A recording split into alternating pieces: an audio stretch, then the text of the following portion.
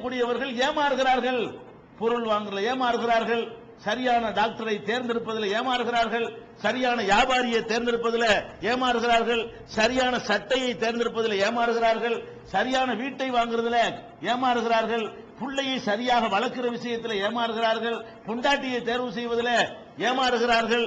அப்ப அதே போல ஓட்டு போடுறதுல ஏமாறுறான். யாருக்கு கொண்டு போனோம் அவனுக்கு எதிரான ஒரு கவர்மெண்ட் அமைஞ்சு போயிடும். யாரை ஆட்சியாளர் ஆக்குவது என்பதை ஓட்டு போடும்போது ஏமாந்து போயிடுற. எதுல நீ கரெக்டா செஞ்ச? அப்ப நம்ம பார்க்கிறோம் எல்லா மனுஷனுமே ஏமாத்துற. இவங்க இந்த ஜோசியத்தில் இருக்கக்கூடிய எல்லா மனிதனுமே பிறரால் எங்கேயாவது ஏமாறுகிறான்.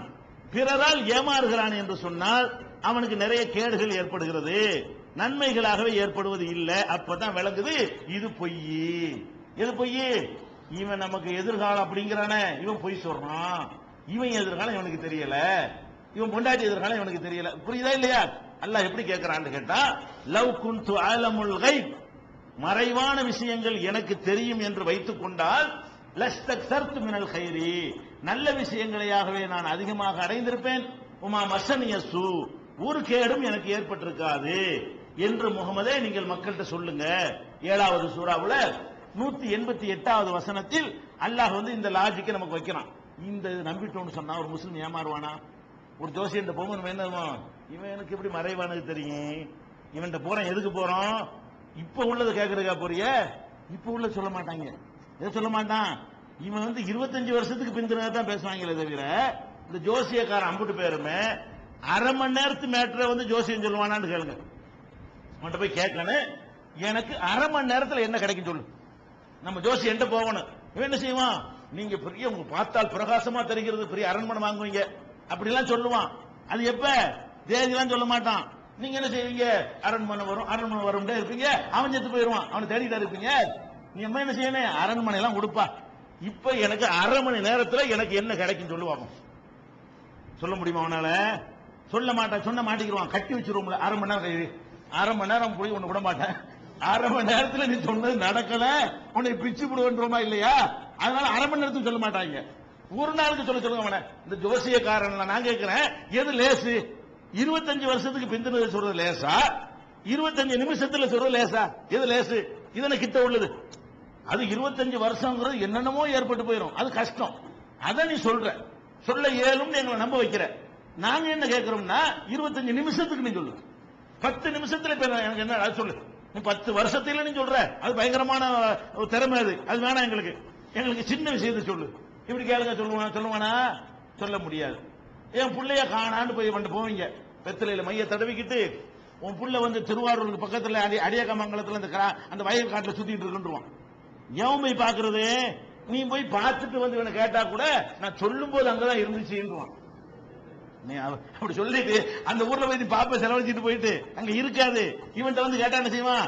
நான் மை போட்டு பார்க்கும்போது அங்கதான் இருந்துச்சு, அதுக்கப்புறம் அந்த இவனை கடத்திட்டு போயிருப்பான் அப்படின்னு சொல்லி போடுவான். சரி, நீ அடியகமங்கலத்தில் உள்ளதை நீ பார்த்து சொல்லக்கூடிய நீ இதை சொல்லிப்ப. இதுல ஒரு பொருள் வச்சுக்கிற சொல்றான்னு கேளுங்க. நீ எதை சொல்றேங்கிற? இங்க 200 கிலோமீட்டர் 300 கிலோமீட்டருக்கு அப்பால் உள்ளதுல நீ சொல்ற. அடே, உனக்கு எனக்கு ஒரு அடி தூரத்தில் நான் கையில ஒரு பொருளை பொத்திக்கிட்டேன், இது சொல்லு என்ன இருக்கு, உள்ள என்ன இருக்கு சொல்லு பார்ப்போம். ஒரு 50 காசை மூடி வச்சுக்கிட்டு இது என்ன கையில என்ன இருக்கு சொல்லு பார்ப்போம். உன்னால சொல்ல இயலுமா? இந்த ஜோசிக்காரன் அவனா சொல்லியிருக்கிறானா? நம்ம யோசிச்சு பார்க்கணும். நம்ம கையில இருக்கிற ஒரு விஷயம் அவனுக்கு தெரியல, இவன் எப்படி அமெரிக்காவில் இருக்கிறது இங்க சொல்லுவான்? நம்ம கையில இருக்கிற விஷயம் தெரியல, நம்ம காண போன ஆட்டுக்குட்டி இங்கதான் நிக்குது எப்படி சொல்லுவான்? அப்படி நம்ம யோசிக்க வேணாமா? அப்ப நம்ம என்ன யோசிக்கணும்னா, இவன் மறைவான விஷயங்கள் எங்களுக்கு தெரியுங்கிற இந்த கான்செப்ட் இருக்கு பாருங்க, இதை உடைச்சு தகர்த்துட்டோம், எல்லாத்திலும் தப்பிச்சிருவோம். இந்த மாதிரி எவனும் ஏமாத்த முடியாது. அதனால இஸ்லாம் என்ன சொல்லுதுன்னு கேட்டா, முதல்ல மனுஷனை பத்தி இப்படி நம்பு. எப்படி நம்பு? எந்த மனுஷனுக்கும் எதிர்காலம் தெரியாதுன்னு நம்பு. இஸ்லாம் என்ன சொல்லி தருது நமக்குன்னா, ஒரே ஒரு வாதத்தை வைத்து அவ்வளவு மூட நம்பிக்கைக்கு மரணி கொடுத்தது. இதை மட்டும் நம்பி பார்ப்போம். ஜோசியம் வேணாம், ஜாதகம் வேணாம், தனித்தனி செக்ஷனா நம்ப வேணாம். மனிதனுக்கு இது தெரியாதுன்னு நம்பலாம். போடா, எல்லாம் முடிஞ்சு போச்சு. அப்புறம் ஏமாத்திரம் நீங்க எவ்வளவு சிம்பிளா எவ்வளவு எளிமையா சொல்லுது பாத்தீங்களா? நான் தான் கொஞ்சம் எளிமை இல்லாம கூட சொல்றேன். இஸ்லாம் அவ்வளவு எளிமையா சொல்லிட்டு போகுது. ஒரு வயலுக்கு ஒண்ணு தெரியாது நம்பு, டாபிக் ஓவர், முடிஞ்சு போச்சா கதையா? அந்த மாதிரி எல்லாம் சொல்ற காட்சியை பாக்குறோம். அடுத்து பாருங்க, திருக்குறான்ல இதை வலுப்படுத்துற விதமா அடுக்கடுக்க அல்லாஹ் சொல்லி காட்டுறான். என்ன சொல்றான்? வஇந்தஹு மஃபாத்திஹுல் கைப், மறைவானவற்றின் திறவுகோல் அவன் கையில் தான் இருக்கிறது. இஸ்லாம் நம்ப சொல்லுகிறது மனுஷன் தான், அல்லாஹ். இறைவனுக்கு உரிய ஆற்றலை நீ மனுஷனுக்கு கொடுத்து விடாதே. எதிர்காலத்தை அறிந்து கொள்வது என்பது படைத்தவனுக்கு பற்றிய பிரத்யேகமான தன்மையை தவிர படைப்பினங்களுக்கு உரிய தன்மை இல்ல. அதுக்கு அல்லாஹ் குர்ஆன்ல எப்படி சொல்றான்னா, வஇந்தஹு மஃபாத்திஹுல் கைப், மறைவானவற்றின் திறவுகோல் அவன் கையில் தான் இருக்கிறது. மறைவானதுங்கிறது அது பூட்டப்பட்டிருக்குது, அதனுடைய சாவி அவன் கையில் இருக்குங்கிறான் அல்லாஹ். மறைவானது அல்லாஹ் எப்படி கொண்டு வர்றான்னா, ஒரு பெட்டியில வைத்து பூட்டப்பட்ட பொருள் மாதிரி அல்லாஹ் சொல்றான். மறைவானவற்றை திறக்கிறதுக்கு சாவி இருக்குல்ல, அது உன்கிட்ட கிடையாது, எவன்கிட்ட நான் சாவியை கொடுக்கல, நான் தான் சாவியை வச்சுக்கிட்டு இருக்கிறேன். லா யஅலமுஹா இல்லாஹு, அவனை தவிர எவனும் அதை அறிய முடியாது அல்லாஹ் சொல்றான்.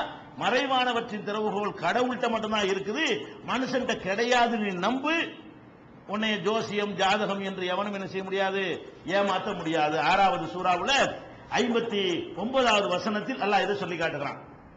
இன்னொரு வசனத்தில் சொல்கிறான், குல் நபியை நீங்கள் சொல்லுங்கள், லா யஅலமு மன் ஃபிஸ் ஸமாவாத்தி வல் அர்தில் கைப இல்லல்லாஹ், வானங்களிலும் பூமியிலும் இருக்கிற யாரும், மலக்குகளை எல்லாம் அல்லாஹ் சேர்த்துக்கிறான். வானங்கள்ல உள்ளது அவங்க தானே, மலாயிக்கத்தில் வானவர்களை எல்லாம் சேர்க்கிறான். அப்ப வானங்களிலும் பூமியிலும் உள்ளவர்கள் எவருமே மறைவானதை அறிய முடியாது. இல்லல்லாஹ், அல்லாஹ்வை தவிர. இந்த வானம் பூமி அத்தனை எடுத்துக்க, அதுல உள்ள யாருக்கும் மறைவானது அறியக்கூடியது நான் தரவில்லை. மனுஷனுக்கு தரவில்லை, ஜின்னுக்கு தரவில்லை, மலக்குக்கு தரவில்லை, வேற எந்த கிளிக்கு தரவில்லை, எந்த ஜீவராசிக்கும் தரவில்லை.